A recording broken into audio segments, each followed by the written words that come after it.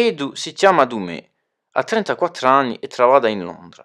È cresciuto in Libia, in Pumonti, ma in collegio a suo professore di corso era Bastiaccia. Allora in paese non capisce mica quando Edu provava a parlare corso. Eda si chiama Marie-Pierre, campa in Parigi da più di 20 anni. Quando era acciuga, parlava a corso con la sua nonna in Monticello, in Balagna. Ma oggi non c'è più nimo per parlare corso con Eda. Marie-Pierre lavora assai e non riesce mai a andare alle riunioni dell'associo di corsi di Parigi. E un parliamo manco di tutti quelli in un mondo sano che vogliono imparare il corso o di scorrere a penna.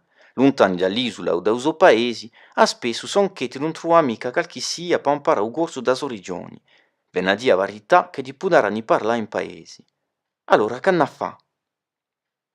In essere ti ci adattiamo ai vostri bisogni, al vostro livello, al vostro ritmo e tra poco al vostro paese.